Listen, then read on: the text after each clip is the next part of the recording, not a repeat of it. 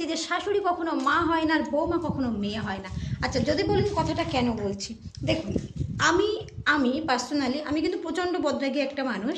আমি যখন তখন ভীষণ রেগে যাই, যখন তখন বাজে কথা বলি, যখন তখন চিল্লামিল্লি করি। সেটা দেখুন, সেটা নর্মালি কী হয়, আমার মাকে ধরুন যদি কখনও কোনো এক সময় আমার সঙ্গে ঝগড়া হয়েছে, রাগারাগি হয়েছে, আমি হয়তো আমার মাকে বলে দিয়েছি যে কাল থেকে তোমার সঙ্গে আমার আর কোনো সম্পর্ক নেই, তুমি আমাকে ফোন করবে না, আমি মরে গেলেও তুমি আসবে না, তুমি মরে গেলেও আমি যাব না, তোমরা মরে গেলেও তোমার মুখও দেখবো না, তোমার বাড়িতে আমি পা রাখবো না। এটা হলো আমার মায়ের সঙ্গে বহুবার আমার এরকম কনভারসেশন হয়েছে।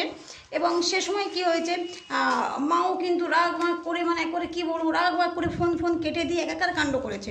তো আমিও রাগের মাথায় কিন্তু 2 দিন 3 দিন আমার মাকে ফোন করিনি, মাও আমাকে ফোন করেনি, এমনও অবশ্য হয়েছে। কিন্তু দেখো, সেম টু সেম ঘটনা আমি তোমাকে বলছি, যখন 2-3 দিন কেটে যাওয়ার পরে না ধীরে ধীরে মার একটা ফোন কল আসবে। আসার পরে ফার্স্ট হবে, এই খেয়েছিস, কী রান্না করলি, গোপালকে খেতে দিয়েছিস, আচ্ছা কিরে আসবি না আমাদের বাড়ি।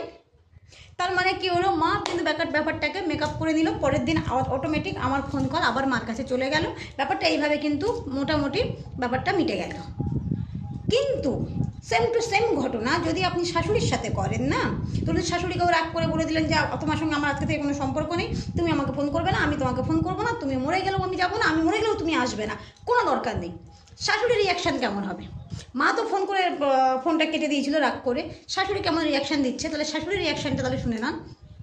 আচ্ছা, এত বড় কথা বললে, আমার মনটা কীরকম করে ভেঙে দিলে, তুমি টাকা ইনকাম করো বলে তোমার এত গরম, এত অহংকার। তুমি জানো না রাবণের অহংকারও কোনো দিন, মানে রাবণের অহংকারও মিটে গেছিলো, রাবণও অহংকার দেখিয়ে পার পায়নি, ধ্বংস হয়ে গেছিলো, সর্বনাশ হয়ে গেছিলো, তোমারও হবে, তুমিও ধ্বংস হবে।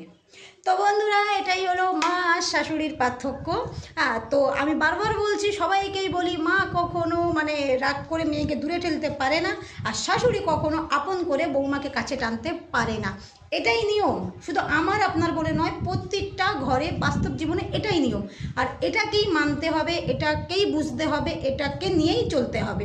তো বন্ধুরা, শাশুড়ি কখনো মা হয় না, বৌমা কখনো মেয়ে হয় না। তো বৌমা কখনো মেয়ে হয় না এর পরবর্তী ভিডিওতে অবশ্যই বলবো। Thank you.